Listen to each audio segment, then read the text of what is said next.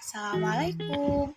Kami dari kelompok 1 yang beranggota Irsya Mulyadi 1816040023, Poppy Faradila Anggraini 1916040017. Baiklah, kami akan menjelaskan tentang pengenalan teori akuntansi. Berikut video penjelasannya, silakan menonton. A. Berbagai pandangan terhadap akuntansi. Akuntansi sering dihadapkan pada berbagai masalah yang mencakup transaksi yang memerlukan interpretasi atau analisis khusus. Contohnya analisis ekonomi, sosiologi, hukum, statistik, dan politik. Adapun beberapa interpretasi sebagai berikut. Yang pertama, akuntansi sebagai catatan histori. Teori ini menganggap akuntansi sebagai kegiatan pencatatan transaksi suatu perusahaan. Sedangkan yang kedua, akuntansi sebagai bahasa, di mana ini dianggap sebagai bahasa karena manajemen harus mengkomunikasi informasi yang diolah kepada pihak lain atau disebut pemegang saham. Yang ketiga, akuntansi sebagai politik antar perusahaan. Teori ini menyatakan bahwa sistem akuntansi merefleksikan dan mendukung nilai-nilai yang kebutuhan kelompok tertentu. 4. Akuntansi sebagai mitologi. Teori ini menganggap sistem akuntansi sebagai sumber-sumber yang bersifat sosial untuk mempertahankan mitos rasionalisasi. Yang kelima, akuntansi sebagai informasi komunikasi dan keputusan. Teori ini memandang akuntansi sebagai sesuatu yang berorientasi tindakan seperti mengkonsumsi pengaruh inflasi terhadap kebutuhan para pemakai. Keenam, akuntansi sebagai komoditi sosial. Pada dasarnya, teori ini dipandang mempengaruhi kesejahteraan kelompok tertentu dan masyarakat. Yang ketujuh, akuntansi sebagai barang ekonomi. Teori ini menganggap akuntansi sebagai seperangkat informasi yang memiliki unsur biaya dan manfaat. 8. Akuntansi sebagai ideologi dan eksploitasi. Akuntansi merupakan ideologi dari masyarakat kapitalis yang menambah pemakaian teknik tertentu untuk mengeksploitasi kekayaan untuk kepentingan kelompok elit tertentu.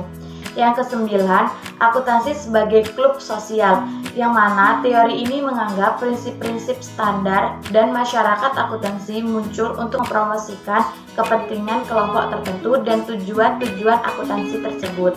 B. Apa yang dimaksud teori? Teori dapat dirumuskan dengan mudah apabila teori dilihat sebagai struktur bahasa berdasarkan elemen yang membentuk teori tersebut. Jadi, teori adalah area yang digunakan untuk menangkap apa yang kita namakan dunia untuk merasionalkan dan menjelaskannya.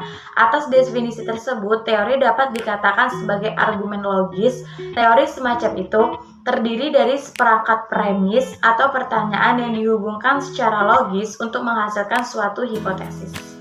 Itu perumusan teori yang dimana pertama teori sebagai bahasa, dimana pengembangan teori biasanya berasal dari abstraksi dunia tidak nyata, yaitu yang terdapat dalam pikiran manusia, dimana terdapat unsur-unsur teori. Yang pertama sintaksis, dimana tata bahasa atau hubungan antara simbol dengan simbol hubungan.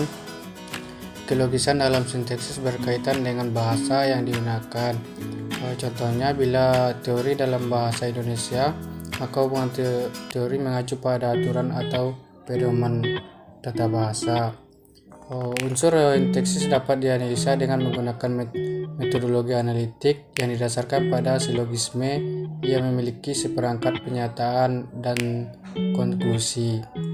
Yang kedua yaitu semantik, di mana menunjukkan makna atau hubungan antara benda, simbol atau tanda yang di dunia nyata.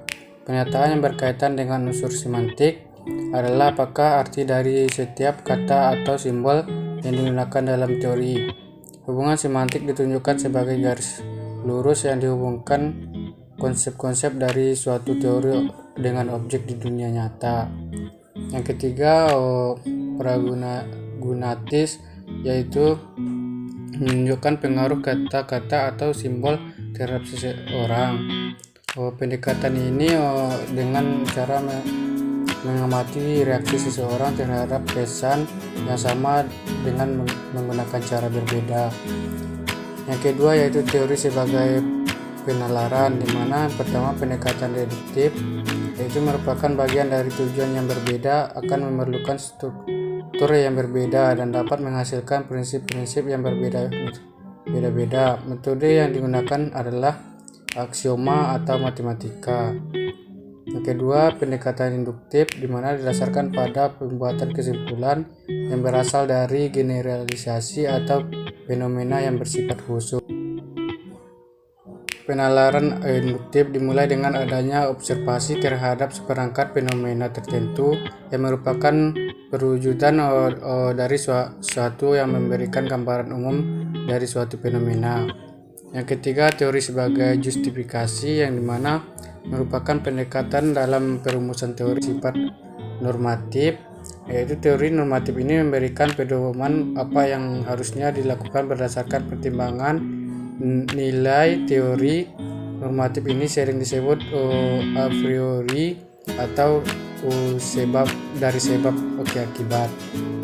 Yang keempat, teori sebagai penjelasan dan prediksi, di mana teori ini dianggap netral, yaitu dirumuskan berdasarkan bukti empiris untuk menjelaskan apa yang terjadi dalam praktek dan memprediksikan apa yang terjadi seandainya ada perbedaan tertentu.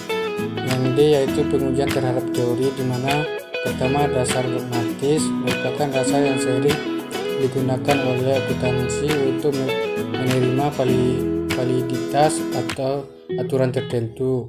Kelemahan unsur ini biasa dilibatkan dalam menentukan apakah suatu pertanyaan tersebut benar atau salah. Yang kedua yaitu terbukti sendiri, yaitu adalah kelogisan perasaan, kejelasan dari pernyataan yang didasarkan pada pengetahuan umum, pengalaman dan pengetahuan. Yang ketiga, dasar ilmiah. Yang pertama, sintaksis dan induksi, di mana suatu teori dapat dikelompokkan sebagai sintaksis apabila teori dapat dipastikan benar atau tidak menggunakan logika atau penalaran tertentu.